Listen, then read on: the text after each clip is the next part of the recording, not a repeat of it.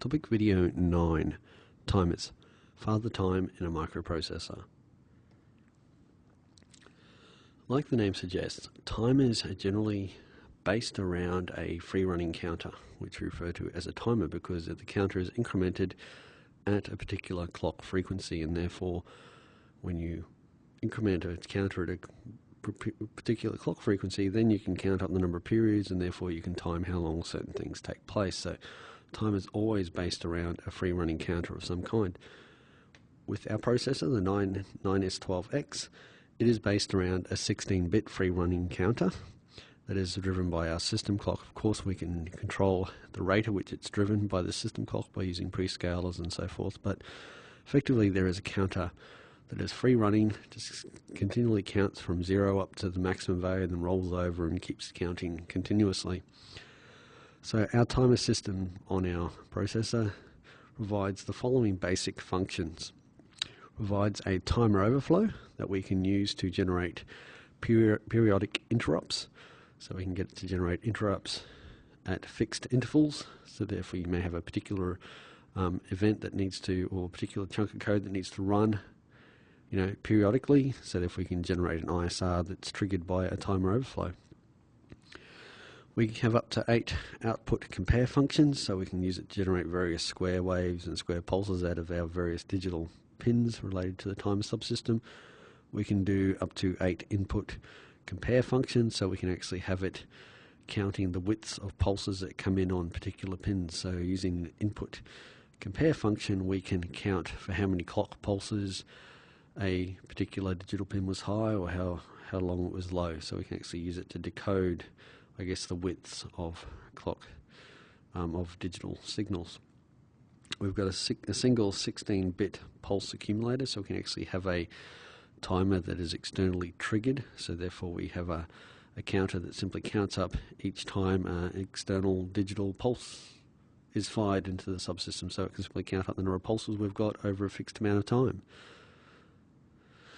And of course we have the pulse width modulator in there as well, which is good for actually encoding numbers or values into the widths of digital waves. So instead of pumping out, I guess, analog voltages to a particular height, depending on digital token, we can actually pump out digital waves where the width actually, the actual value is actually encoded in the width of the digital wave, which makes it a little bit more immune to noise, but of course a bit more susceptible to skew as an effect of capacitance and things like that.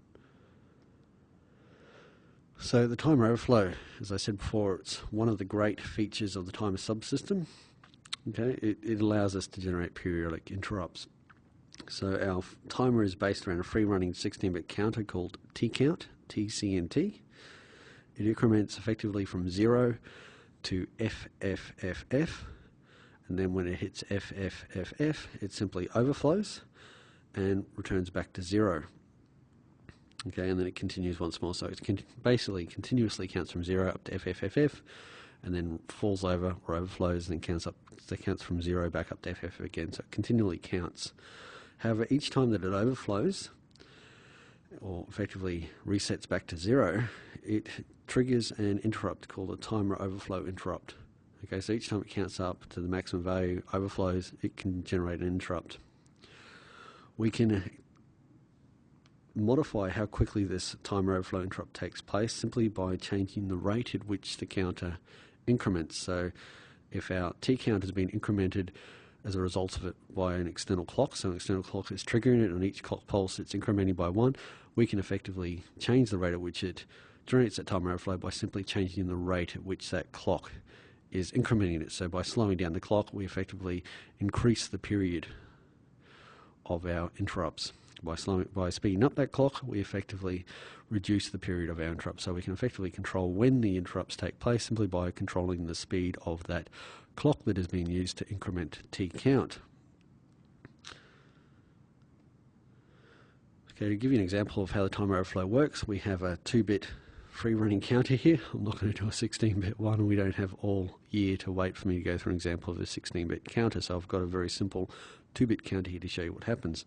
So originally our T count is set to 0, and it just simply increments by 1 on each clock pulse. Tick, tick, tick, tick. Another one, incremented up to 2, tick, increments up to 1, 1, 1. So we have it at the maximum value we can fit in that 2-bit counter. We roll over to 0, so it simply can't fit it can't fit the value of 4 in there because there's no third bit. So simply it rolls over, overflows. We get a timer overflow interrupt trigger. So therefore there's a pulse being triggered to tell the system, hey, we've overflowed, and therefore we could have an interrupt service routine attached to this trigger point and therefore have it do something periodically. And then of course it simply starts at 0 again and continually increments. So the timer overflow subsystem would have to be one of the easiest subsystems to use because it's got such a small number of registers associated with it. It's effectively only got 3 that we need to worry about. It's obviously also got the T-count registers that we can actually see the current counter value, but normal operation you don't really want to worry about that. You just simply want to set it up and have it trigger the interrupt at the appropriate value. So we've got 2 control registers and 1 status register. So the first control register, TSCR1, this enables us to effectively turn on the timer. So of course for the timer to work, you've got to turn it on. Okay, there's nothing worse than wondering why it's not working and realizing, hey, I forgot to turn it on. It's the most commonest fault, I guess, and it's one of the most silliest mistakes you can make as well, I guess. So of course you want to make sure it's turned on, so putting 1 in that bit location will turn it on, leave it at 0, we'll basically leave it off. Then we've got also the TS wait bit, which defines what we want the subsystem to do during a wait condition. So if you're waiting for a particular interrupt and this isn't the system generating it, then of course you want it to be off. So you'll set that bit accordingly. We've got our freeze, so if you're doing debugging and you want the system to run as normal, then of course you can set that freeze bit appropriately as well. We've also got the timer fast flag clear all bit, so depending on whether, as far as we're concerned with the TOI, we basically need to have that set to 0 because we are not doing any reads or writes to output or input compare registers, so therefore we have to make sure that's 0 because it's not going to automatically reset anyway, because we won't be reading any results registers as a result of input or output compare. So because we're only using the timer overflow interrupt, we need to set that to 0, and therefore we've got to manually reset our timer overflow flag. The last bit that we've actually got access to is the precision timer bit, and this basically allows us to define how the timer actually works, whether we're going to use a legacy timer or in fact we're going to use a precision timer, but we're not really, for what we're concerned with, we're not really all that concerned about the accuracy of the time. We just want to trigger approximate triggering points and just make sure they're consistent each time it triggers. So depending on whether you want it really precision, you can set this bit to be 1 or you can leave it on the legacy timer. It's up to, I guess it's purely defined by your application. The timer, the second control register, TSCR2, okay, the timer overflow. This is basically the register that allows us to set up the timer overflow flag or timer overflow interrupt component. So the TOI bit is effectively the bit that allows us to turn on the timer overflow interrupt. So you put a 1 in that bit location, the timer overflows are actually on. If you leave them off, then of course you'll never get an interrupt being triggered. You've then got the timer counter reset enable bit, and this effectively allows you to make even smaller periods. So instead of having the counter roll back to 0, it can effectively reload the. Basically, it can course the counter, instead of resetting it at FFF, can actually reset when it hits a particular value in TC7. So you can set a value in TC7 to represent a small, like a larger value, or sorry, a smaller value, depending on how quickly you want the timer overflows to actually trigger. So using the TC7 register, you can actually get a slightly finer precision on when your interrupts actually take place. Okay, but by default, the values, if you simply let it roll over, you can get some pretty good precise sort of interrupts taking place. But of course it also all depends on what sort of application and how quickly you need the interrupts to trigger, to whether you in fact decide to use TC7 or not. The remaining 4 bits in this register effectively define how quickly or how slowly we get the interrupts to trigger. So we can actually generate the prescaler value to give us the appropriate period of our interrupts.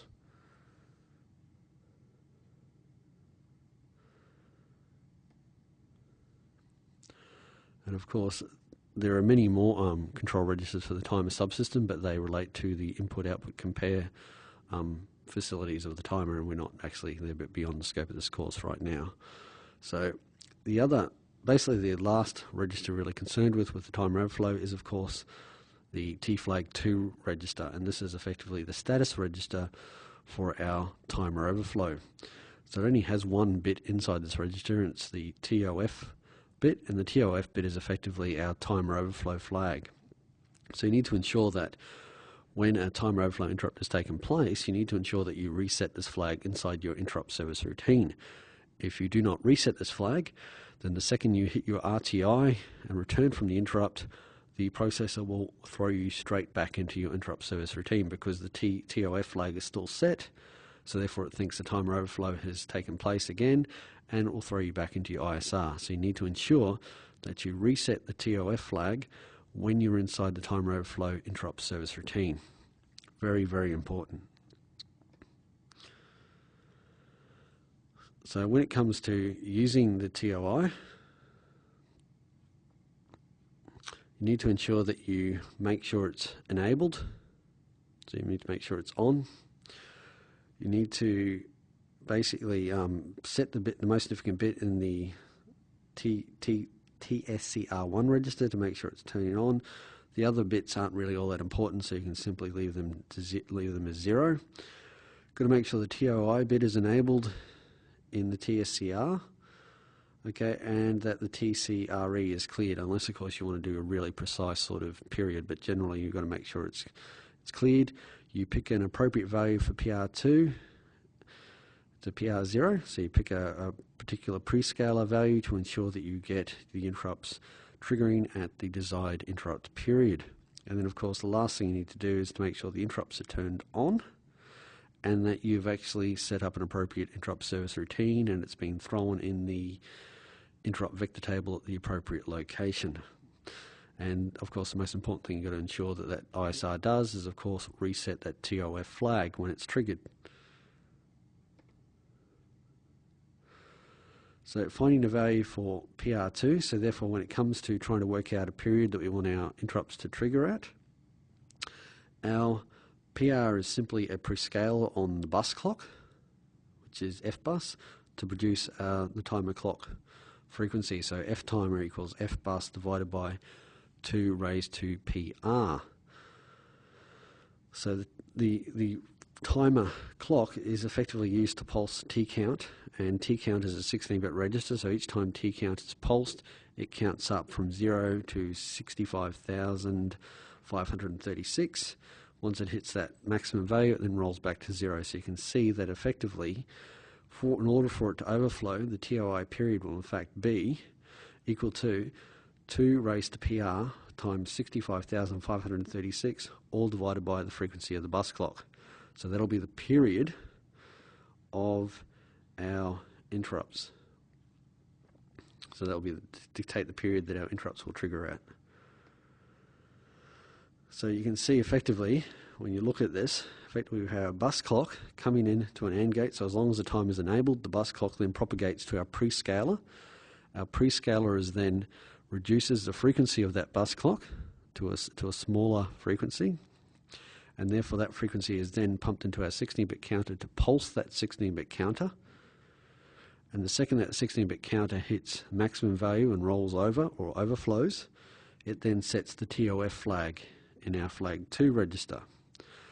So as long as the TOI bit is set in the second control register and our global interrupts are enabled, so our maskable interrupts are turned on, so as long as all those conditions are taking place, that TOI is set, TOF, an overflow is actually taken place, which means TOF is set, and our I flag is actually cleared, then of course that will generate a timer overflow interrupt request, and therefore an ISR will then be called upon to service that particular event. So to give you an example, we basically want to create a program to toggle the output on pin 1 of port A every 131 milliseconds. So therefore, every 131 milliseconds, we want the value on port A to simply go 0, then to 1, then from 1 to 0, then 0 to 1, and so forth, and toggle basically from one value to the next. So the first thing you need to do, of course, is calculate what your prescaler value is going to be. So we know what our period is. Okay, so therefore we can rearrange that whole equation to give us what PR is going to be. So PR will simply equal log base 2 of TOI period times the frequency of our bus clock, all divided by 65,536. So assuming an 8 megahertz bus clock, so assume we haven't changed the bus frequency using the phase lock loop subsystem. So if we're still running an 8 megahertz bus clock, then effectively we can calculate what the prescaler value should be. So we substitute all the values in for what we have there. So we can do the log base 2 of 0.131 times 8 million divided by 65,536, and we effectively get the prescaler value equal to 4. So therefore 4 is the value that would stick in the register at that location for the PR value. So therefore when it comes to writing the code, we simply set up our interrupt vector base register to point to our appropriate location in our memory. We then initialize our directional registers for port A, and we put an initial value of 1 out to port A. Then we jump down to our TOI to turn it on, and we simply set up our 2 control registers, control register 1, so we simply turn on the timer subsystem. We then simply move our value of 84 to the second control register, so we turn on TOI and we turn TCR off, and we set a prescaler of 4. And then of course last thing we do is we turn on the interrupts and we return back to our main code. And when we get back to our main code, we simply spin on the spot because there's nothing else we want to do. The remainder of the code is purely interrupt driven. So therefore we've turned on the Timer Overflow Interrupt subsystem. So at 131 milliseconds after turning it on, it will trigger an interrupt. So when it triggers that interrupt, we get into our ISR, we simply turn off our Timer Overflow flag. We then simply load in the value that's on port A. We XOR the value on port A, so therefore we simply toggle all the bits. Okay, we don't really care. We're going to toggle all the bits. We're not just going to toggle the one bit. We're going to we toggle the least significant bit, which is the bit we're looking about. So we simply toggle that bit value from 1 back to 0, and then we store it back onto port A. So therefore, the actual port A bit 0 is actually changed state. So therefore, each time the ISR is run, it will simply change the state of that bit. Okay, so then we return for interrupt, which sends us back to the branch always spin chunk of our loop, and we simply get stuck in that loop. Next, 131 milliseconds later, another interrupt is generated. The bit value changes location, changes value again from 0 back to 1. And therefore, after we finish that, we're back in that spin loop again. Another 131 milliseconds later, it happens again. So therefore, that bit will actually change value every 131 milliseconds. So we'll have a square wave with a period of 262 milliseconds. And then, of course, the last thing that we didn't actually do on the previous slide, and that was actually set up the interrupt vector table to have our timer overflow ISR inserted at the appropriate location in that vector table, which is actually at FFD. Okay, so another really cool timer-based subsystem that we have on our microprocessor is in fact the pulse width modulation subsystem. Pulse width modulation, as I mentioned before, is the process of encoding numbers into the width of digital pulses. So therefore we can encode a digital number effectively in how wide a particular square wave is. Not in the height of the square wave, but in the width of the square wave. And we can either encode it in the width of the logical 1 part of the square wave or the width of the logical 0 part of the square wave. Depends on your application. So it uses a free running counter, and by using this free running counter we can define both the width and the period of this digital pulse. So we can do this using programmable registers. So pulse width modulation is an efficient means of controlling electric motors, okay, because you can control the speed of the motor without losing valuable torque. So instead of doing the voltage up and down, you get to a certain voltage value, the motor will stall and won't work anymore. But what we can do with pulse width modulation is we can actually give it a 5 volt value and simply limit the how long that 5 volts is high. So therefore it's simply like hitting the motor, driving it a bit, then turn it off, and then the motor sort of slows down. You hit it again, drives up. So you can basically control the speed of it by purely throwing voltage at it. So it's a good way of controlling motors without losing valuable torque. Okay, when it comes to our microprocessor, we effectively have 8 pulse width modulated channels on our microprocessor. Each of our pulse width modulated channels has associated with it a duty register and a period register. Okay, the duty register defines the value at which the PWM channel will change its state. So, like our other timer subsystems, the pulse width modulation is based around a free running counter. So we have this free running counter that's counting up from 0 up to either 255 if it's only an 8-bit channel, or from 0 to 65,536 if it's a 16-bit PWM channel. So we have a free running counter that simply counts up from 0 and it rolls over and so forth automatically. So we have these 2 registers, one called duty and one called period. Duty register is used to define at which counter value our output digital value should change its state. So by default you can set the digital output to either start at 0 or 1, and therefore when the counter value equals the duty register value, then effectively the output digital signal will toggle its value from high to low or low to high, depending on what you originally set it at. The period register, however, is used to define the value at which the counter will reset. So the period will define the total length of that actual signal with respect to clock pulses. So our counter has been incremented every time with a clock pulse, so therefore our duty is a value that sort of basically defines how long or how high it's going to be with respect to the number of clock pulses. The period register defines what is the total period of our digital signal with respect to the number of clock pulses. So therefore when the counter value equals our period register, then effectively not only does the counter reset, but the output digital value returns back to its original state, okay, which was either 0 or 1 depending on how you started up that digital signal. And I'll show this all to you using a simple 3-bit example. So we have a duty value of 011 and we have a period value of 101. So our free running counter is set to 0 and our digital value starts at the logical value of 1. So therefore our digital value on our output pin will be at 5 volts to begin with. So we simply increment the counter just simply starts incrementing. It gets up to 011, which is the same value that's in our duty register. So they're both the same.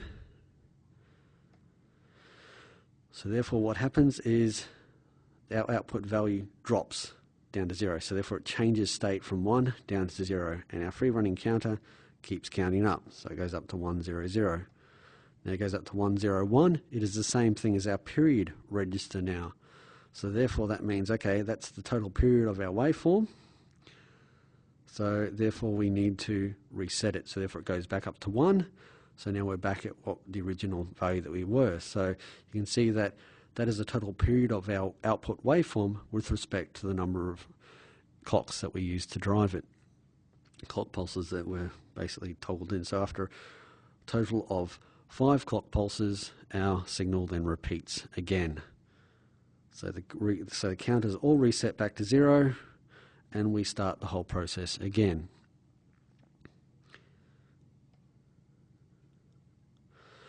So the PWM subsystem on our microprocessor, our MC9S12XDP512, contains 8 independent PWM channels with programmable period and duty cycle registers. So you can program them to be any period or any sort of amount of duty. We have a dedicated counter for each PWM channel. We have programmable PWM enable disable for each channel. We have software selection of PWM duty pulse polarity for each channel. We can even have the ability to join two 8-bit channels together to make a 16-bit channel if the application requires it. So you've got a lot of configurability with this PWM subsystem. So here I've just shown you a diagram to show the relationship of the whole, basically just an overview of the entire subsystem. So you can see that we have 8 PWM channels, PWM 0 to PWM 7. So they are our output pins that generate our pulse width modulated signals. For each one of these channels, it has its own separate counter and its own period and duty registers. So that's what it shows you on the box there. And therefore we then have a clock that we can use to drive the various counters inside these PWM channels. And then of course we can also enable them, we can set the polarity, and we can set their alignment using various configuration bits. So this subsystem might look fairly complicated because it's got a hell of a lot of control registers associated with it. But in fact it's quite easy to use this subsystem, because what happens is a lot of these registers actually are the bit level resolution of a particular channel. So you've got one register that allows you to configure one particular characteristic of each of those 8 channels. So we've got 8 channels, 8-bit register, and therefore each bit in that register will represent whether in fact we want that particular channel to do that particular characteristic or not. So it's not a very difficult subsystem to drive because it's very repetitive in a way, I guess. So we have 8 control registers that allow us to control the various aspects of the subsystem. We have 1 status register, and we have, I guess, two data registers, so to speak. We have our duty and our period register that allow us to basically manipulate the pulse width modulated signal that we're generating.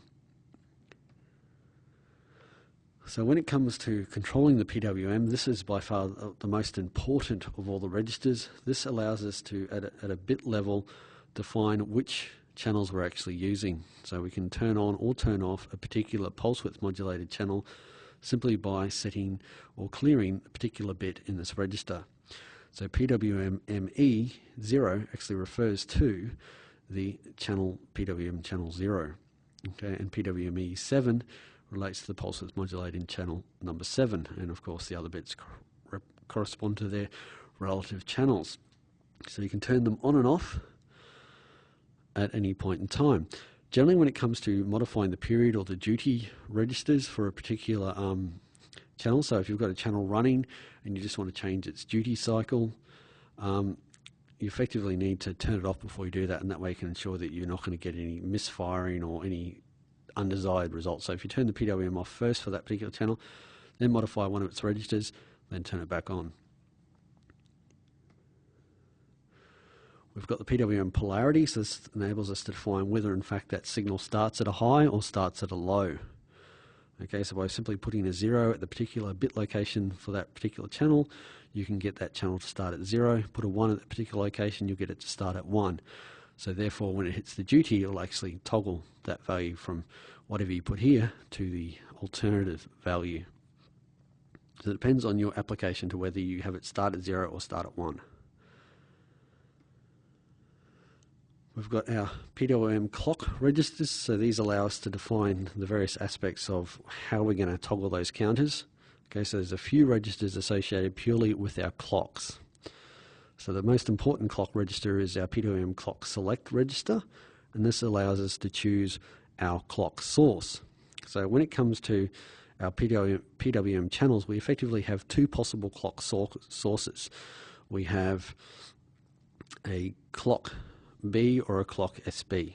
Okay, so when it comes to channels 7, 6, 3, and 2, we have 2 possible clock sources. They're either clock B or clock SB. And when it comes to PWM channels 5, 4, 1, and 0, we have 2 possible clock sources there, and that is clock A or clock SA. So depending on what sort of frequency you need to increment those counters, you'll pick an appropriate clock. So clock B is after it's only been prescaled once. Clock SB actually goes through 2 prescalers. So depending on what sort of frequency you need to count those, have that clock count up, that counter count up at, you'll pick an appropriate clock source.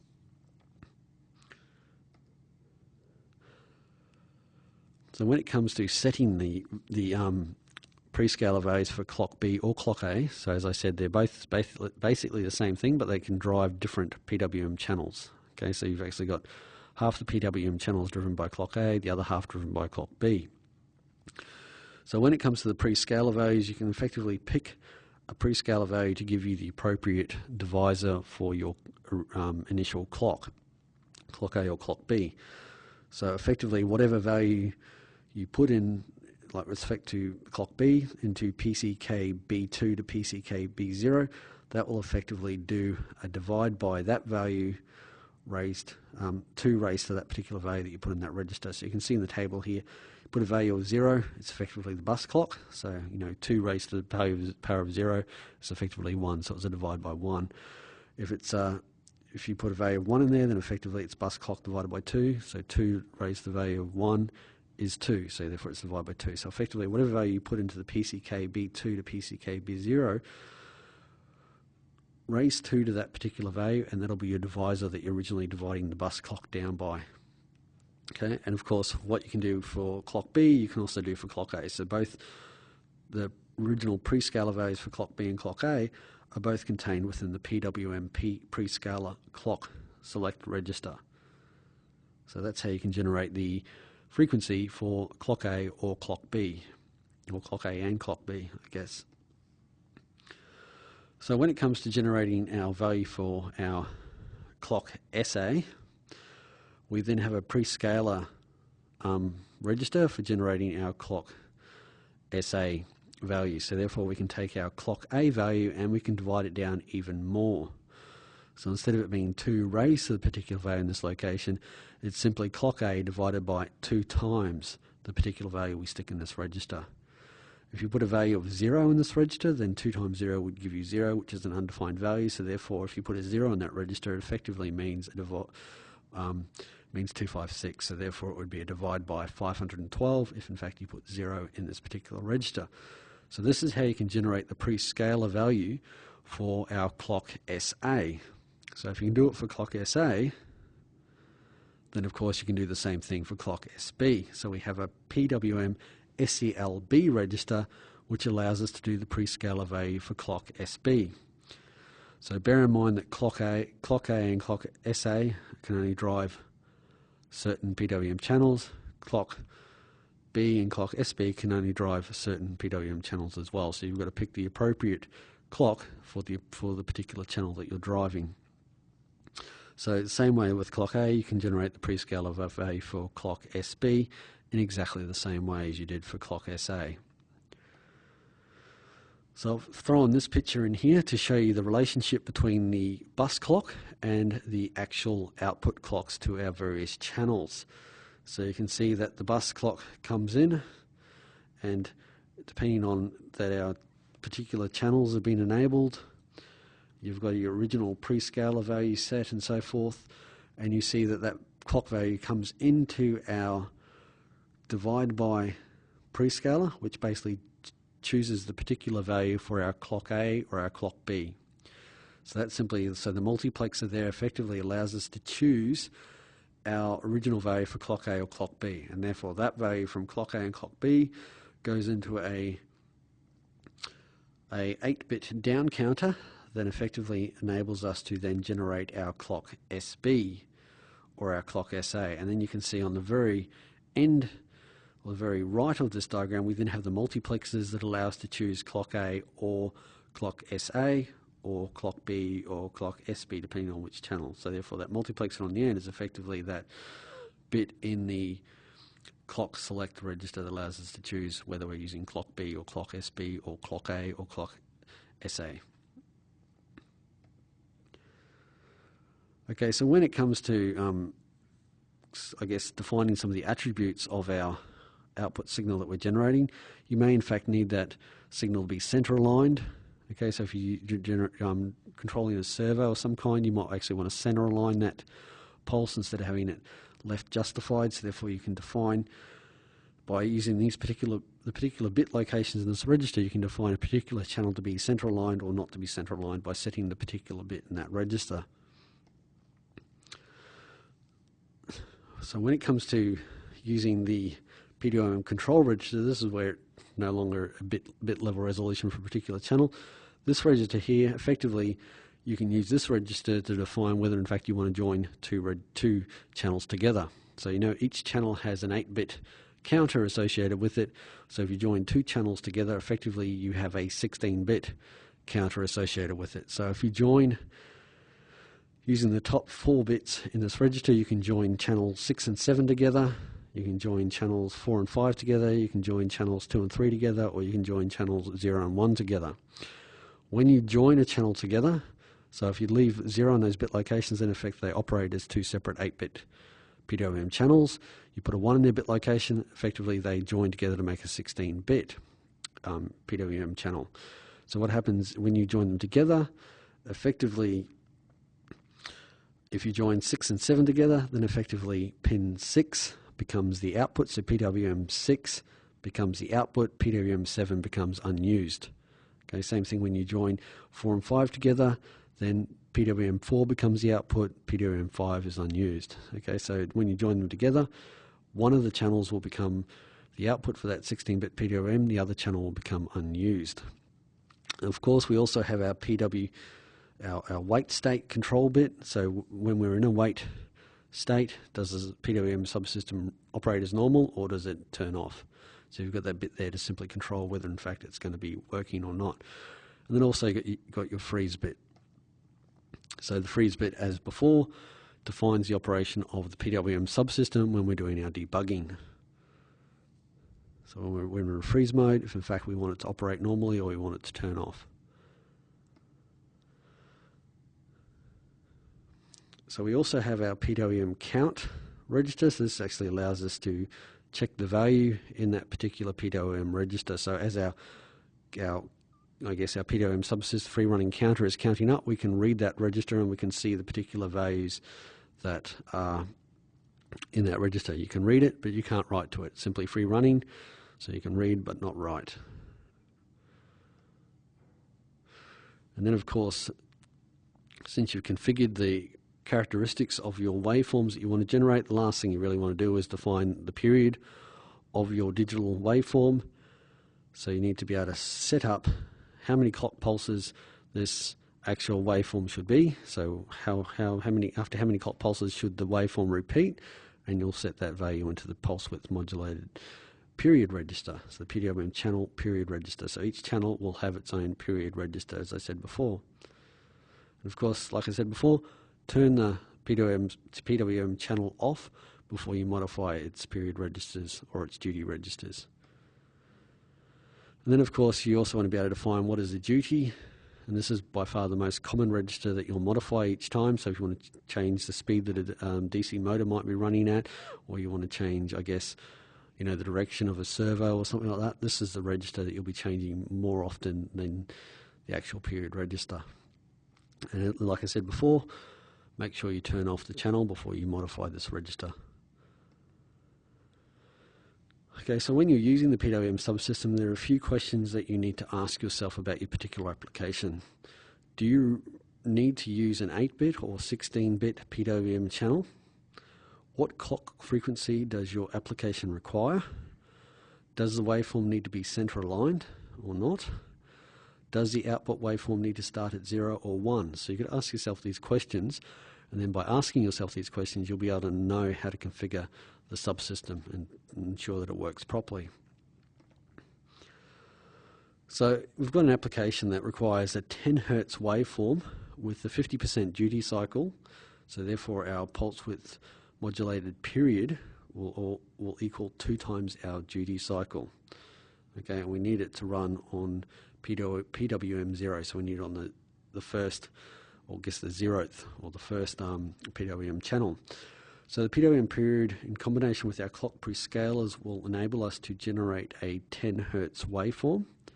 So assuming we use clock, so if we were going to use clock A as our clock source, then we could, and we had our input bus clock at 8 megahertz, then effectively we could only generate a 62.5 kilohertz signal, because we wouldn't be able to get our 8 megahertz clock divided down enough by 100, like we divide it by 128. It doesn't give you anything close to our 10 hertz. Effectively, it only gives you 62.5 kilohertz.